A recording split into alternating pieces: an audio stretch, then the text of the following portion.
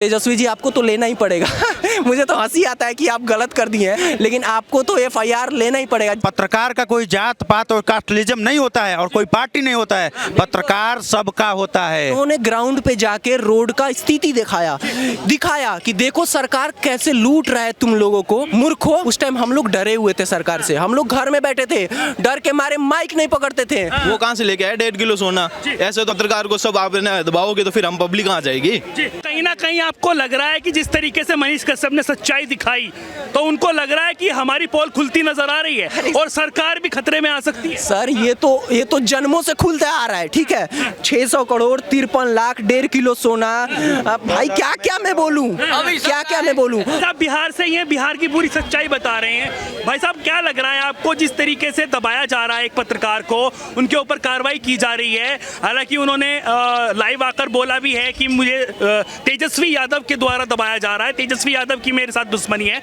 तो क्या लग रहा है आपको, क्या अब तो पत्रकारिता करनी छोड़ देंगे लोग अगर इस तरीके से सरकार दबाएगी, इस तरीके से उनको जेल में डलवाएगी? सर पत्रकार तो भारत का चौथावी स्तंभ है और पत्रकार है तो भारत टिका है और पूरे वर्ल्ड टिका है। और पत्रकारिता जो करते हैं वो सच्चाई दिखाते हैं और बेखौफ होते हैं, उनको डर नहीं होता है मरने और कटने का, क्योंकि वो सच्चाई पे लड़ते हैं। और पत्रकार का कोई जात पात और कास्टलिज्म नहीं होता है और कोई पार्टी नहीं होता है, पत्रकार सबका होता है। लेकिन उनका जो नाम पुराना निकल कर आया है, तिवारी आया है, ब्राह्मणों की बातचीत चल रही है, क्या उस पर एक्शन किया जा रहा है? सर मैं भी ब्राह्मण हूँ, मैं भी बिहार का ब्राह्मण हूँ, लेकिन ब्राह्मण होते हुए भी मैं ये भी बात तो बोल रहा था कि पप्पू यादव जी लॉकडाउन में जो एम्बुलेंस पकड़वाए उनको भी पकड़वाया गया, तो ये गलत हुआ तो मैं गलत बोल रहा हूँ ना। मैं पढ़ा लिखा हूँ, मैं जात पात पर क्यों जाऊँगा, मैं सच्चाई की ओर। देखिए सर मैं एक बात बोलना चाहूँगा कि ये जो मनीष कश्यप हैं, ठीक है, ये सिविल इंजीनियर थे, ठीक है।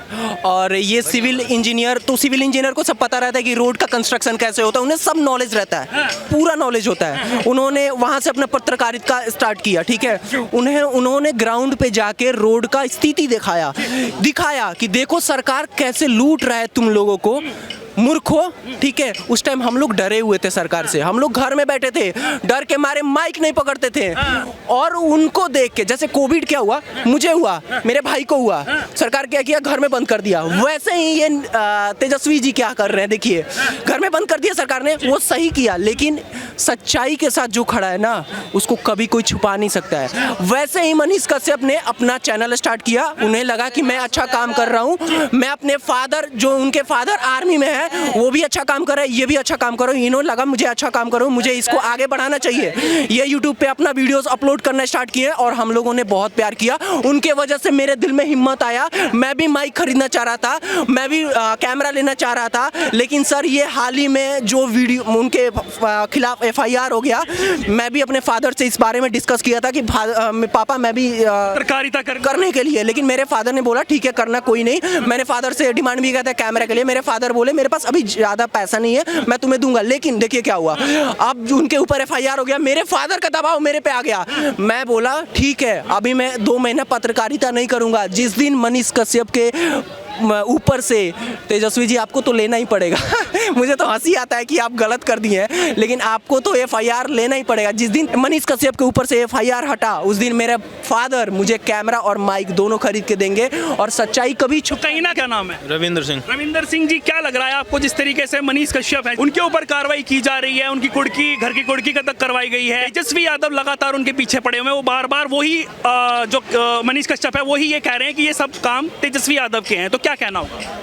पर मनीष कश्यप के तो खुद के 42 तेजस्वी ने रोक दिए, बैंक के अंदर थे वो रोक दिया, तो और तेजस्वी के पास तो जो था उसका कुछ पता ही नहीं, उसको वो पैसे कहाँ से लेके आया, उसके पैसे कहाँ हैं? उसके पास भी तो है 600 करोड़ की प्रॉपर्टी है, 73 लाख रुपए है, वो कहाँ से लेके आया? 1.5 किलो सोना वो कहाँ से लेके आया? उतनी तो उसकी सैलरी भी नहीं है ना, वो कहाँ से लेके आया? जिस तरीके से ईडी और CBI की जांच उनके घर पर भी हुई, वो लगातार कहने लगे कि ये तानाशाही कर रही है सरकार, सेंट्रल की सरकार, वो उनके घर पे भी मोटी रकम पाई गई, सोना पाया गया। हाँ, अब क्या वो, हाँ वो कहाँ से लेके आए 1.5 किलो सोना?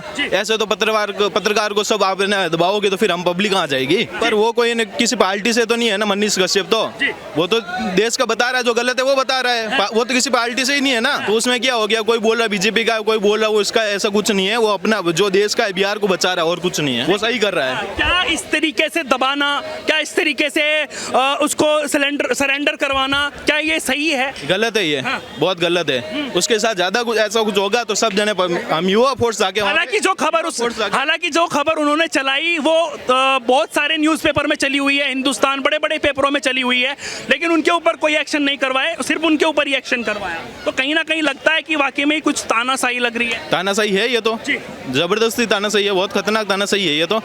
तो उनको ये तो अब ये तो हमें युवा साथियों को सबको मिलके करना, बताना पड़ेगा उनको, सरकार को वहाँ पे जाके। उनका अब गया है वो सीन जो पहले का था ना, वो गया। अब टाइम पे लाइन पे आ जाओ, सही रहेगा, ये कहना है। सही रहेगा। जी भाई साहब, आपका क्या नाम हुआ? जय पांडे। जय पांडे जी। अच्छा, क्या लग रहा है जिस तरीके से मनीष कश्यप जो बिहार के अच्छे पत्रकार हैं, उनके ऊपर लगातार तेजस्वी यादव कार्रवाई करवा रहे हैं, उनके ऊपर उन्होंने रेड भी डलवाई, उनके ऊपर कुर्की भी उनकी कराई घर की, और अब कह रहे हैं कि पूरी तरीके से इनको जेल में डाल दिया जाए। ये मैटर स्टार्ट कहाँ से होता है? ये मैटर स्टार्ट यहाँ से होता है कि तमिलनाडु का एक वीडियो दिखाया गया था, जिसमें ये दिखाया गया था कि बिहारियों को वहाँ से भगाया जा रहा है। ये बात अब कहीं ना कहीं प्रूफ हो चुकी है कि ये वीडियो फेक था। आप ये बात मानेंगे? आपने जो अभी बात कही थी कि हिंदुस्तान टाइम्स में, टाइम्स ऑफ इंडिया में ये न्यूज़ चलाई गई, लेकिन ये बात स्टार्ट कहाँ से हुई थी? वो वीडियो से स्टार्ट हुई थी। तो बिहारियों को उत्तर प्रदेश में बोला जाता है, महाराष्ट्र में बोला जाता है कि ये बाहर के लोग यहाँ पे आके काम कर रहे हैं। बात इसी की है कि बिहारियों को और उत्तर प्रदेश वालों को बदनाम किया जा रहा है, इसलिए मनीष कश्यप के ऊपर ये केस चलाने की बात कही जा रही है। अभी प्रेजेंट में किसकी सरकार? अभी नीतीश कुमार जी और तेजस्वी यादव की सरकार। इसके पहले भाजपा की भी तो सरकार थी ना।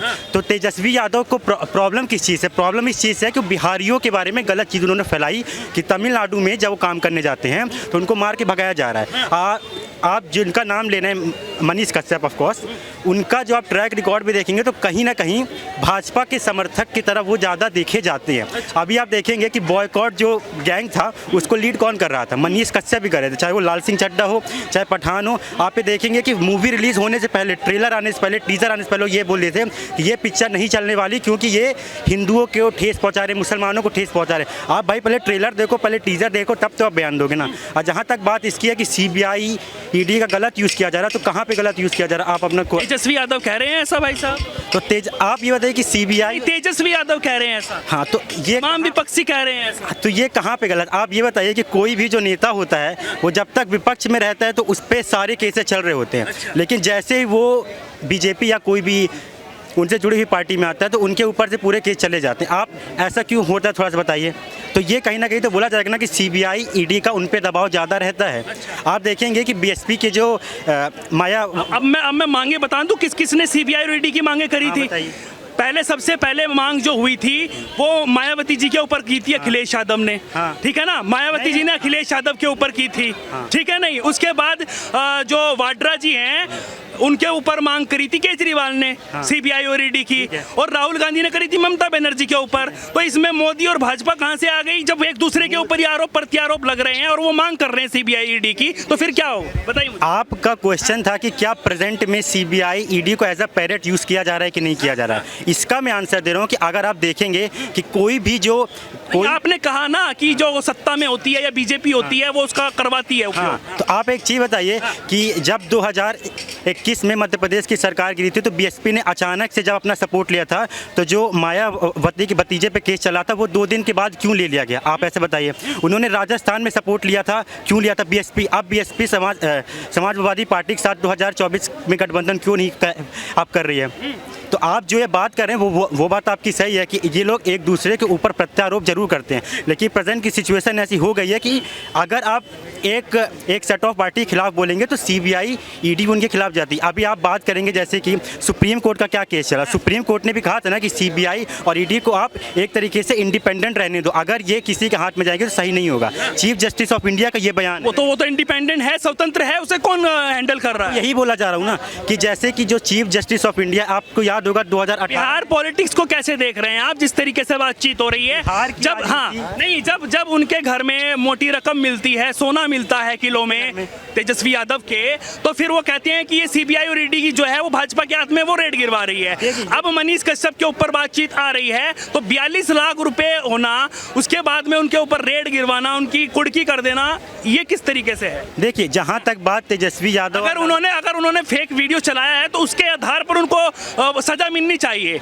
हाँ, उसके आधार पर मिलनी चाहिए ना। पूरी इन्वेस्टिगेशन चल रही है, अभी किस तरीके से हो रहा है, सुप्रीम कोर्ट ने क्लीन चिट नहीं दी है किसी को भी, तो फिर क्या लग रहा है आप? देखिए, सबसे पहली बात है कि हम किसी भी पॉलिटिकल पार्टी को एक नहीं बोल सकते, क्योंकि सारी पॉलिटिकल पार्टी जो भी सत्ता में आती है वो रिपोर्टर्स को दबाने की कोशिश करती है, क्योंकि कोई भी नहीं चाहता कि हमारे जो सरकारी कमियां हैं वो पता चले।